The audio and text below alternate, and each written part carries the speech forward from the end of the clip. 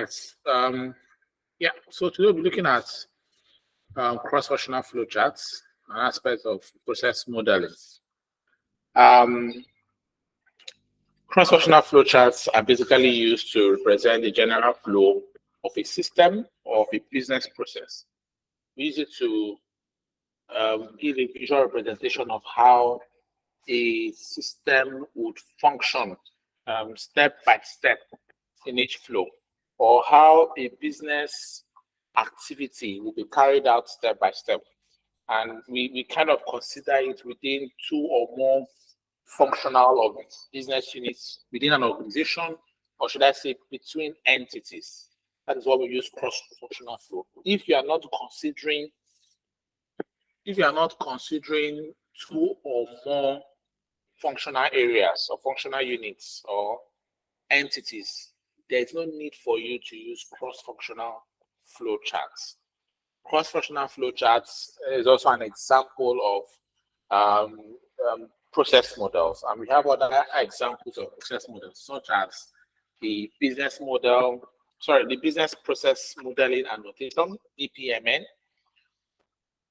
We also have the supplier input process output customer, SIPOC. We have the input process output, IPO, although the popular IPO is what we call the initial public offering for shares, but this IPO here stands for input process outputs. Then we have value stream mapping, which we also use to capture process flows for different use cases. Each of these are used for different reasons. For instance, BPMN is used mostly when we are trying to understand the end-to-end business process of an organization. Let's say a company like Unilever, right? You want to be able to map out the end-to-end processes, or should I say supply chain of Unilever, right? We can use business process modeling and notation, or we can use the SIPOC diagram to map out the end-to-end supply chain, or use BPMN to map out the end-to-end process of manufacturing within Unilever, right? So some of these things have some special areas that they apply to, and of all these, the most technical of all these process models is the BPMN. It's very, very technical to draw, and it kind of gives the best representation when you are looking at the business process from the organizational level, right? Some of the benefits of drawing process models, or should I say cross-functional flowcharts, is that it helps us to identify processes.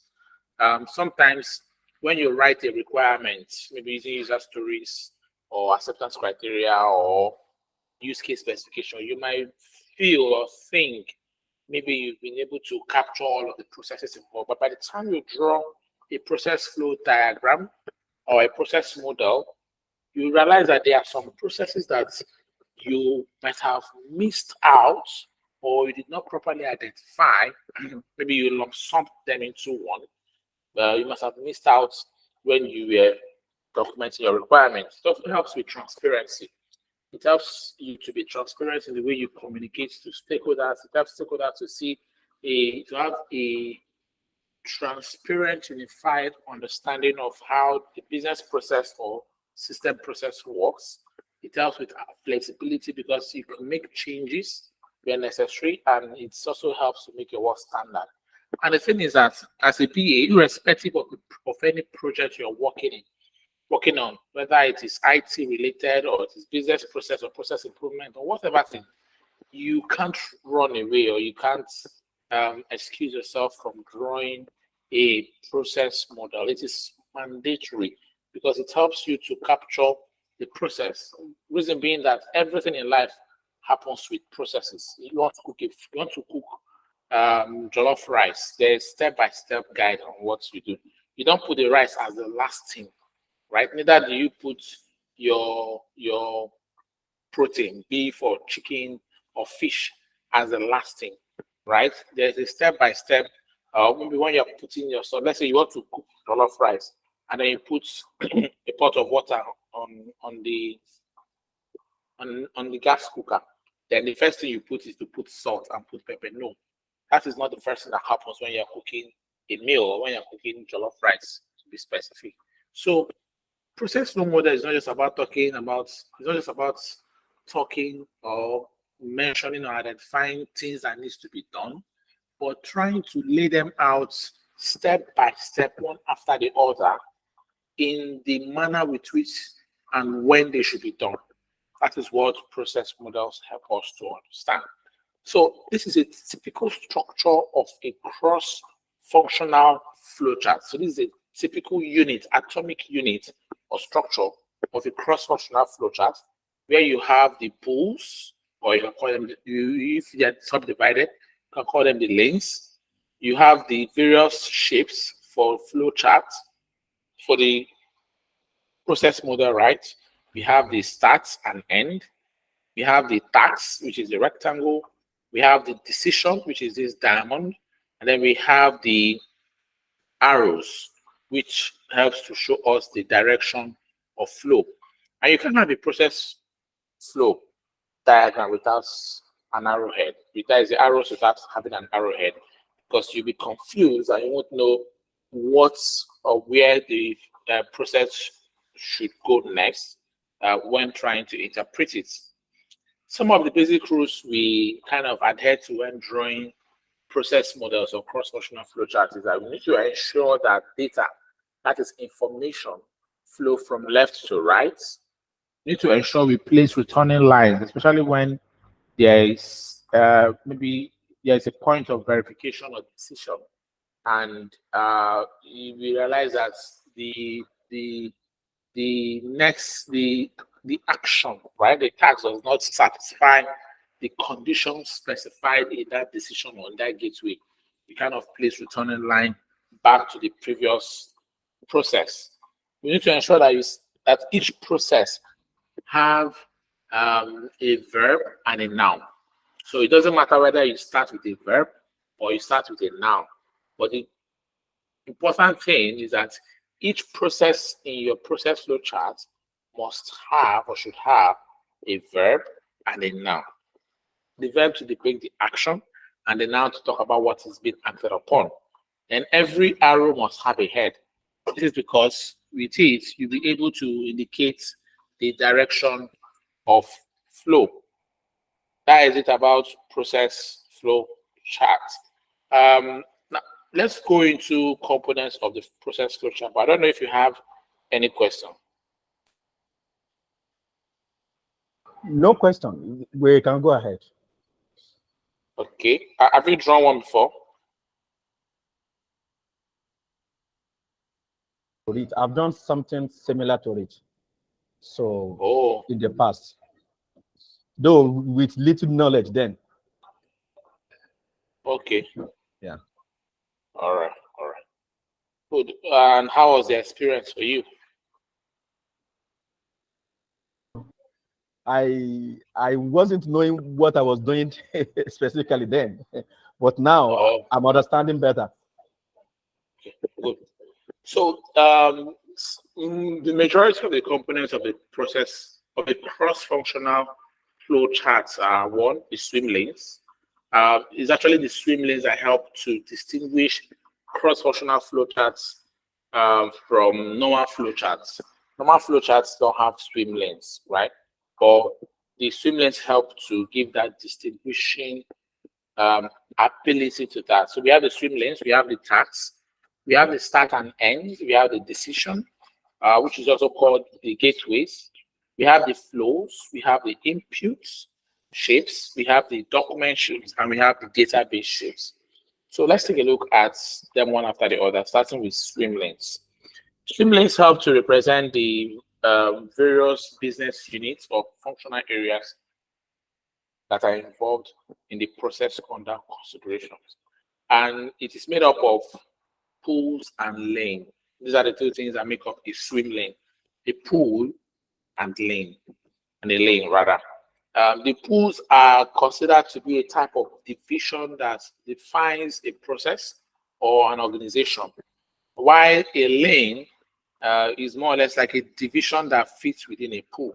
So let me explain this. Now, a pool is more or less like when you're drawing process flow, you consider a pool to be an entity in the process, an entity on its own, while a lane becomes sections of that entity. So let me give an instance for that to illustrate. Now, you want to buy pizza, right, from my business, assuming I own a pizza business, Genesis Pizza, right? And in my company or in my pizza company, I have different departments. Let's say I have 3 departments. Number one, I have the finance department or accounting department that, or should I say cashier, basically, that helps to, okay, let me not say cashier. Assuming I have the ordering department where people place order, right? I have the kitchen department where the pizza is actually prepared. Then I have the operations department, or should I say delivery or delivery department, where those that help the dispatch rider gets information on deliveries for each of the pizzas that customers are ordering. Now, you as a customer, you are not part of my entity. You're not part of my organization, right? But you have a role to play in the ordering process of pizza, right? Because of that, you will be drawn on a separate pool because you are considered to be an entity, a separate entity, as away from aside my organization, my pizza business, right? Then my pizza business will be another pool. So we are going to have 2 pools. However, under my own pool, under Genesis Pizza, there will be 3 different lanes, 3 different subdivisions, right? And those 3 different lanes would be kitchen, ordering departments, and delivery department or delivery units. This will be the 3 different lanes within my pool or within my section as an organization. So that's how pools and lanes are. So you see here we have 2 pools and 2 lanes under one particular pool. So you can consider this first pool to be yourself, the customer. This other pool to be G's Pizza or Genesis Pizza. Then the lanes here could be ordering department. Here will be kitchen. I could draw a 3rd one and name it delivery. So that is how pools and lanes basically function. The next one is the start and end. These are considered to be event triggers. Every process has a start, right? And every process has an end, except maybe it is an infinite process, right? The process that runs infinitely without ending. But every process has a start, and also every process has an end. Then we have the task. This is the most basic level of an activity and cannot be broken down any further. And this most times, or should I say sometimes, depends on the level of abstraction, or should I say the level of detail you want to go. If you are drawing a high-level cross-functional flowchart, you might not get to the basic level of an activity. You might just leave it on a higher level, right, and communicate the process on a higher level. But if you are drawing a well-detailed cross-functional flowchart, which would be a very longer diagram, you realize that you end up breaking down every task or every activity to its most basic level. Let me give an instance. If I tell you what is the process of sending a network connection request on LinkedIn for someone who does not have a LinkedIn account, what is the process? You will agree with me that the process will be for the person to first create accounts. After creating accounts, the person will sign in. After signing in, the person will need to create a profile. After creating a profile, the person will need to search for connection or search for network or search for people. After searching for people, the person will need to send a connection request to that prospective network. This is like the process to actually add someone as a network or as a connection on your LinkedIn, right? But you also agree with me that for the fact that I mentioned this on a high level, when I say create accounts also have several processes within it. That if if I want to go a lot more detailed in this, I would say for you to be able to do this, first you have to enter your first name, last name, blah blah blah, email address, verify email address, and categorize this as account creation. After that, you now log in with your email address and password, and the system will validate if your login credentials is right, blah blah blah blah blah. I'll categorize that as the login section, and then to update your profile or create a profile, you upload profile picture, enter your bio, enter your experiences, education.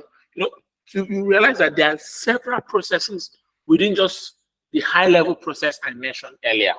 So that basically is what I'm trying to refer to when I say you can decide to talk about a process from a high level standpoint, or you can go as detailed as possible, depending on the audience you are communicating to, the audience that you are referring to. So in your tags, when you are trying to represent a tags, depending on the audience and also the purpose of that, or should I say objective of that process model you are drawing, you can choose to be high level in your communication or to be very detailed in your communication.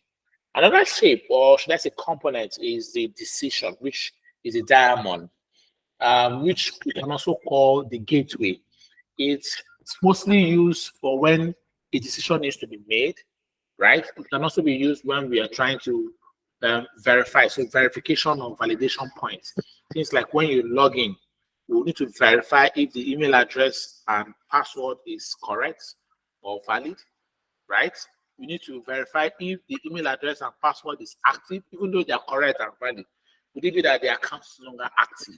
You need to check if they are active. You need to check so many things. So at any point in time, we need to verify something, especially in a system or in a process. That is where we introduce the decision shape to help us make a decision of yes or no, true or false.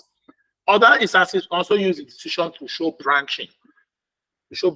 For instance, if you say, hi, if you're trying to talk about account creation, you know that if someone can create accounts using their Google, right? If you go on LinkedIn, want to create account, you see create using sign up using Google, right? So you can sign up using your Google account, or you can sign up using ordinary email address. So in such instances, it's not a yes or no, but it's like it's an option, like a branching. So you can branch through this way and achieve this, you can branch through this way and achieve this.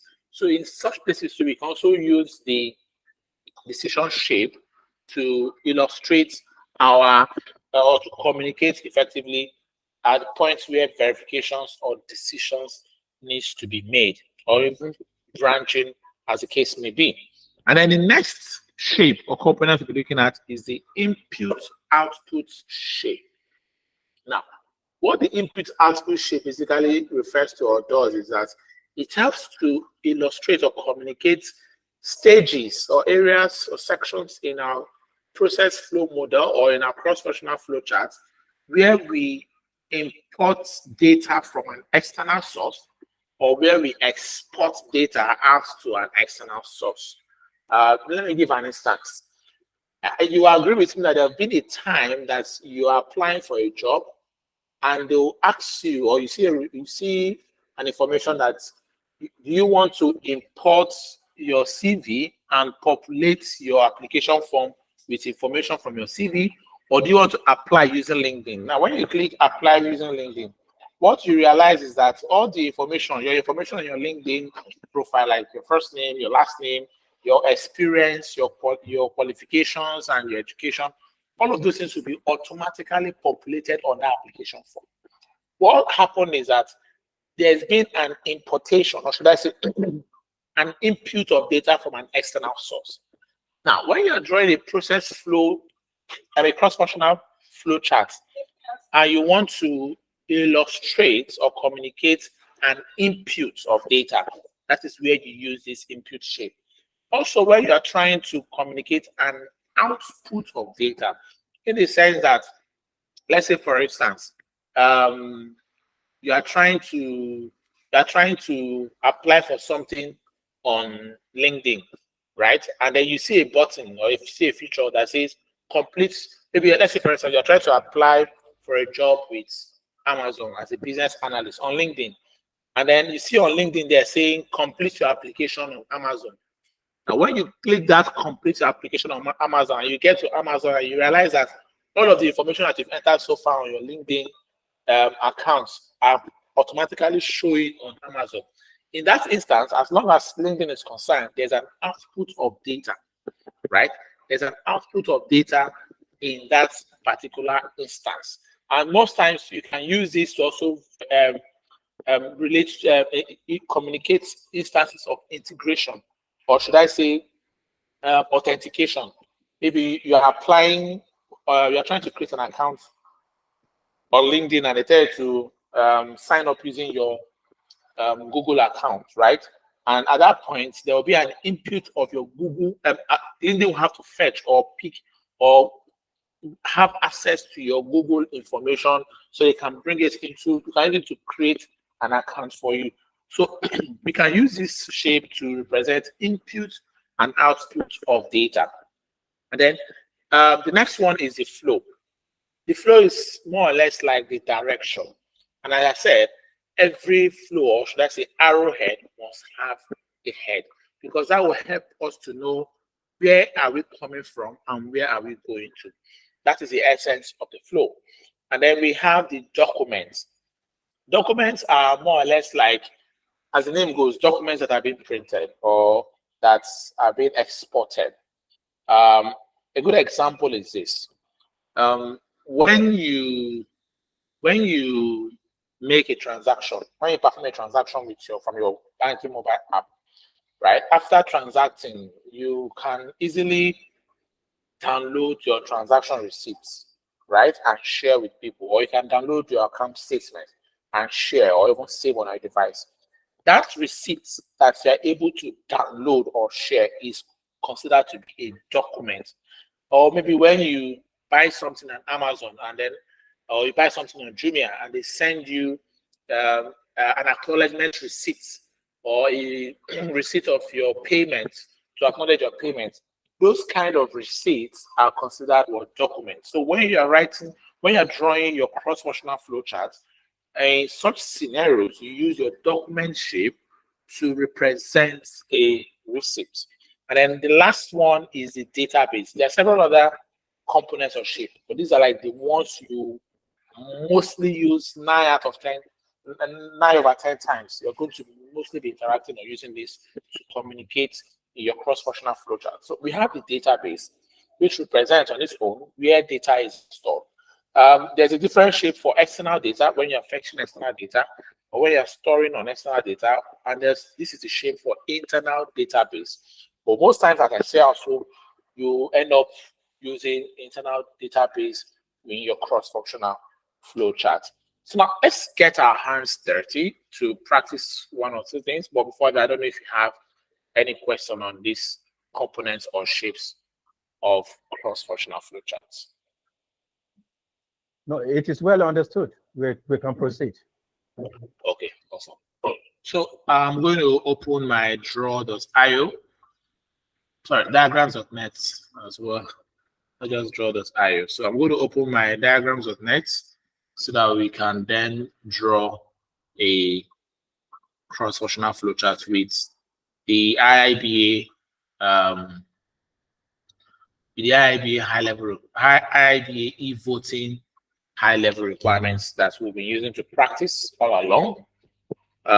In previous classes or sections where we learned use case modeling, use case specification, user stories, we have read through the requirements severally. So now we'll just try as much as possible to build upon the knowledge of that requirement to draw a cross-functional flowchart. So to draw this, you can come to your diagrams.net. Remember all of the tools that we mentioned that you can use to draw your use case model. They are still the same tools that you can use to draw your cross-functional flowchart, be it Lucidchart or Microsoft Visio or diagrams.net or Miro either of these, you can use each and every one of them to draw your cross-functional flowchart. So you can come to your diagrams.net and click on swim lanes.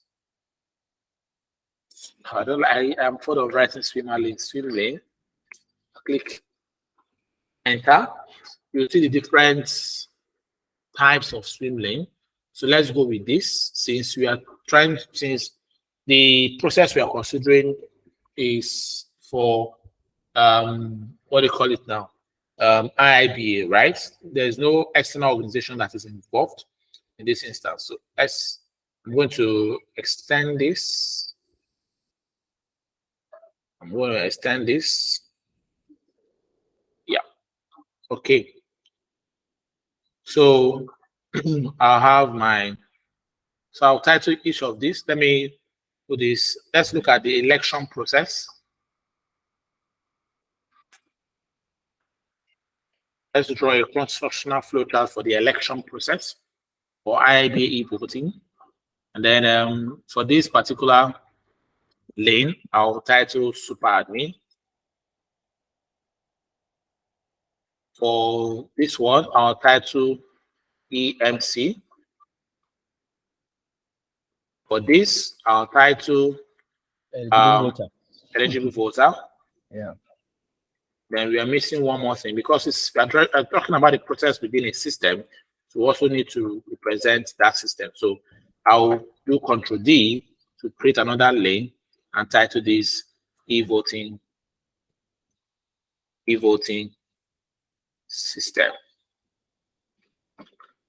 Cool. So just to recall and refresh, I don't know, can you help to try just kind of walk us through some of the functions, or should I say activities, of the super admin, EMC, and eligible voter? Yeah, super admin should be able to configure the e-voting solution. Yeah, continue. I'm listening. And EMC should be able to start and end the voting process. Yeah, so for all the whole users. Yeah, while the eligible voter should be able to select a position at a time, and then also be able to select candidates for each voting position. Okay. So, what other thing would the eligible voter be doing? Eligible voter should be able to also see the results. Okay, cool. So just to put it all together, right? Yeah. The super admin would have to upload some data. Right? Yeah. For voter and candidates. Yeah. The EMC opens the election, right? And then the code needs to be generated by the super admin to the eligible voter, which is the login credentials. Yeah. Right? Once it's sent to the eligible voter will need to log in. Now, if the person is logging in for the first time, the eligible voter will need to reset their password, right? And after resetting their password, they need to log in again. Now, when they log in again, they will have to have access to the e-voting solution, where they can go ahead to see vacant position, view candidates' profile and manifesto, select or choose a candidate, submit a vote, right? Confirm their vote submission, then get vote acknowledgement receipts, right? Yeah. So that's it. When they do that, and then at the end of the election, the EMC can now close the election, right? So that is basically the election process. So let's represent this election process on a cross-functional flowchart. So where do you think the process will start, or who will start this election process? The super admin will need to set up the system first. Okay. So that is system configuration, not election process. Yeah. Okay. So in terms of election process, it is the EMC. the EMC, right? Yeah. So first, we start with the EMC. And then let's get our flowchart shapes. So you can come here, you see all of the shapes. If you scroll down, you see flowchart. You see all of the shapes. This is starts. Click on starts. And title is starts. When they start, the first thing will be for them to open election. Right? Open the election. Now, let me continue. Now, when they open election, the next thing that will happen is for the super admin to generate and send, let me make this here. The super admin to generate and send login credentials to eligible voter. Ideally, it ought to be the system that should send that automatically, but from the requirement that we are giving, it was told, or it was given to us, that the super admin should be the one to generate and send login credentials to eligible voters, right? So first will now generate and send my type login credentials to eligible voters, right? Now, for eligible voter, what they will not then do, this is going to make this thing overlap. Let me bring it this way.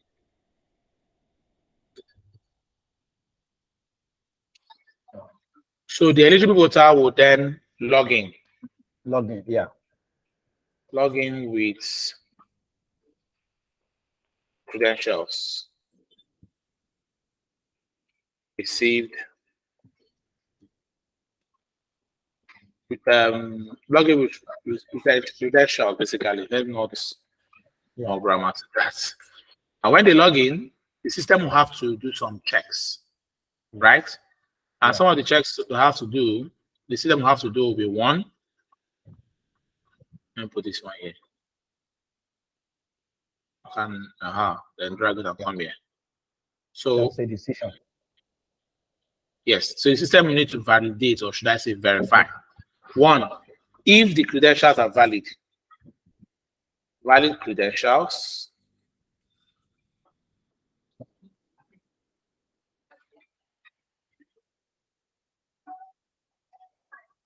the system will need to check if it's a valid credential. If it is a valid credential, system will need to perform another check, and that second check will be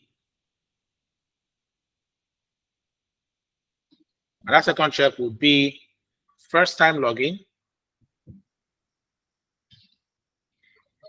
The system will check if it's a first time login. So now, if it's a valid credential, remember it is a yes. Yeah. But if it is not a valid credential, then it will be a no. Yeah.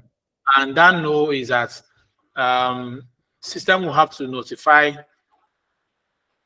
the eligible voter and request to try again. And then we'll go back to this place. Yeah. And then here we have a no. Yeah. So it means that when this, what's wrong with diagram coordinates?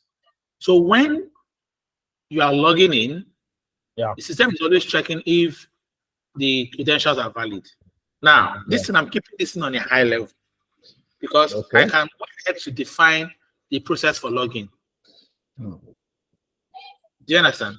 I just said login credentials. Login has its own process. Enter membership ID, enter password, click on the login button, and then this check will occur. Yeah. The first one will be check if email address is valid. That will be a check. If yes, check if password is valid for email address. If it's successful, then grant access. Other checks will be check if email address is in the correct format, right?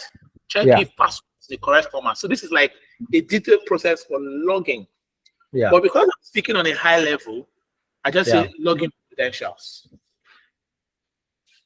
And also what cross-functional flowchart helps us to understand as well is that any tags or any shape you see on any lanes means that is that particular user or entity that is responsible or that will be performing that particular, that is responsible for that particular shape. Task.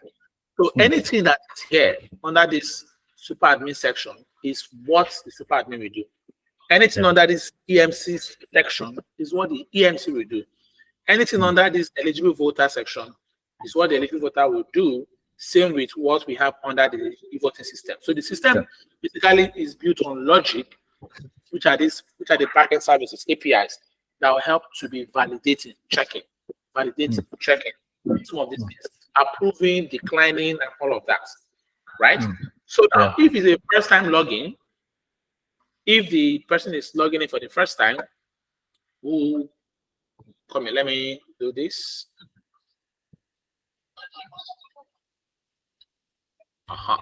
So if it's a first-time login, what the system will do is that the system will tell the user to change their password. Yeah.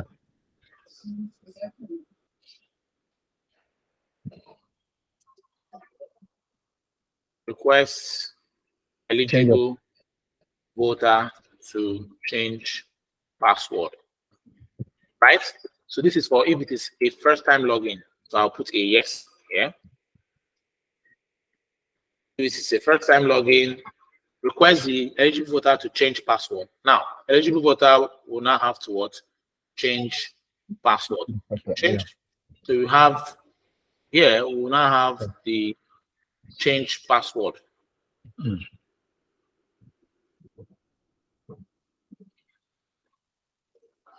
Change password. So let me say reset password. Reset current password. Now, when they reset their password, they'll still need to log in again. Remember, the requirement says that after resetting password, they should log in. Now, there are several processes to resetting password.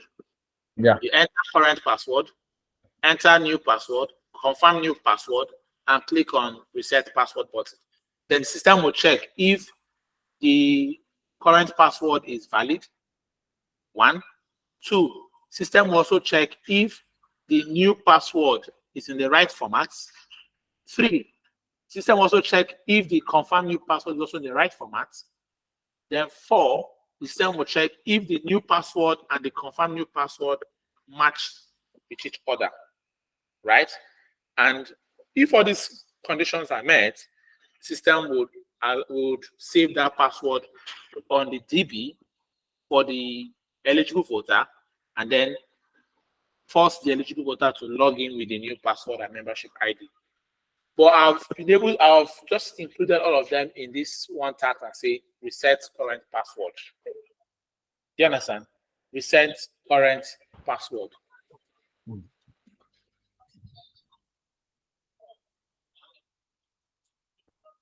Hello? Yeah, I'm with you. So reset current password. That is how you're going to have it. Now, so let's go ahead. If it's not a first-time login, right? What will happen is that the system would grant the user access to the e-voting. Will grant the user access to the e-voting system. So grants eligible voter access to the e-voting account, right? Now, after granting this, so this will be a no. No, yeah, exactly. This will be a no. When they do that, the next one will be for the eligible voter to now see vacant positions.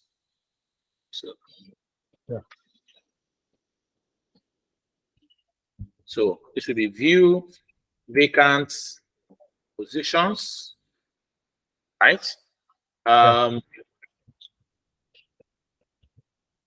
View, they can now view candidates profiles. right? Yeah. Let me extend my swim lane more.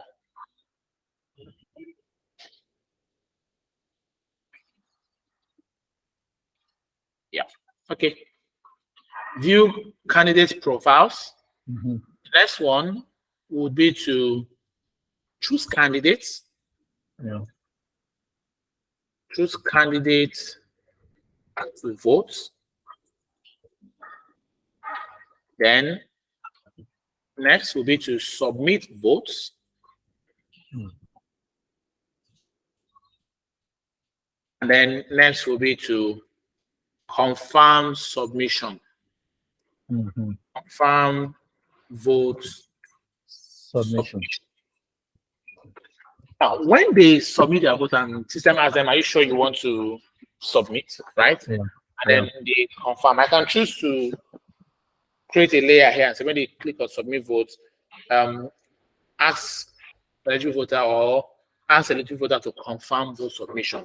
Thereby they can cancel or I just thought to skip that. Now, when they confirm vote submission, what happens is that the system will have to check if that vote is valid.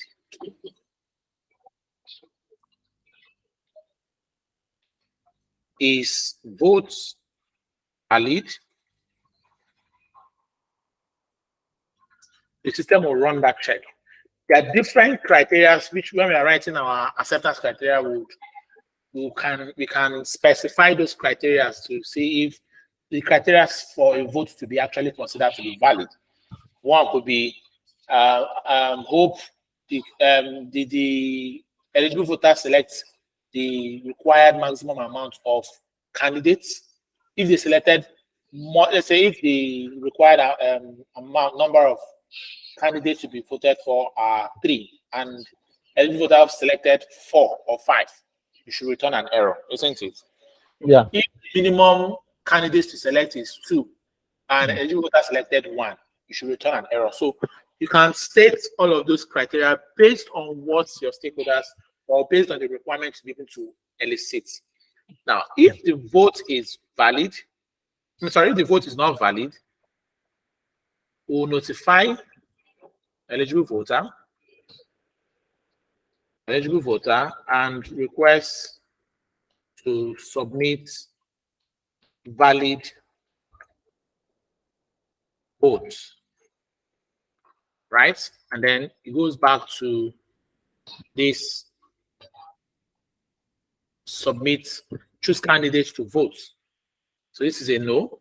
It's no, yeah. But if the vote is valid, then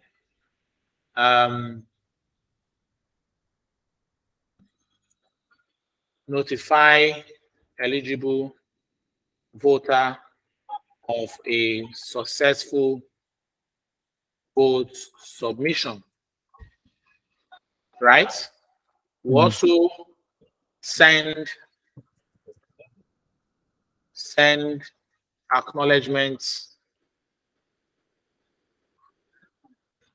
mail to eligible voter, right? And then also store. Let me bring this here. Put this as a yes. Yes. Yeah. Bring this here. Yeah. Store vote submission on the DB. So let's get our database here. So we kind of store this on the e-voting database. Now, from here, the voter will also receive vote acknowledgement mail. Yeah. Receive vote acknowledgement mail. Then at the end of the election, the what do you call it? The EMC close the election. And then the process ends.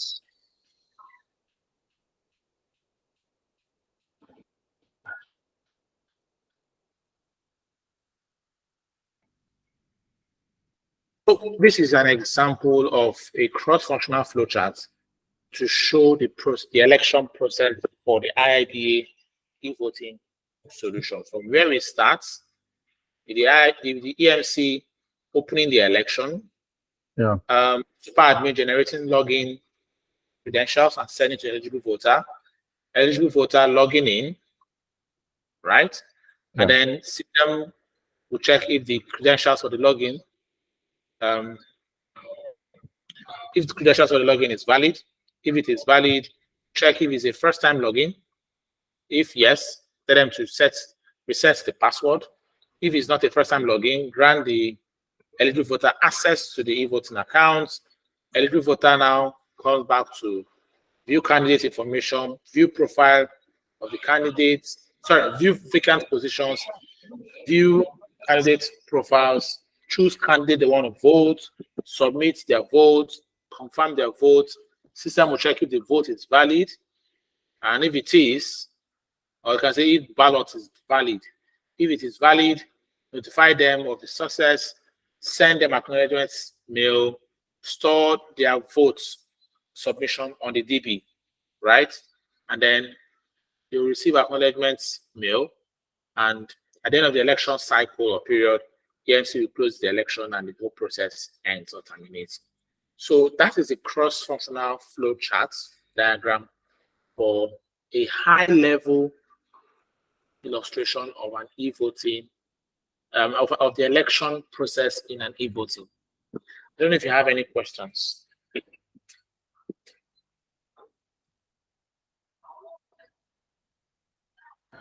Can you hear me? Yes.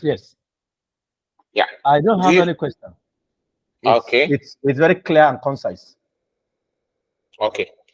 So that basically is what I wanted us to learn today. I know it's quite brief, but it's a lot to take in. Process flow diagrams sometimes can be very difficult to draw. Very, very difficult to draw sometimes if you don't really know, especially the decision. If you don't know where decisions come, where the decision shaped, and how to use them, you might find it difficult to actually draw the process, the cross-functional flowcharts very well. And also, if you are not able to articulate who does what or who is responsible for what, it would also be difficult for you to effectively communicate or represent each processes for each entity. So that brings us to the end of the session today.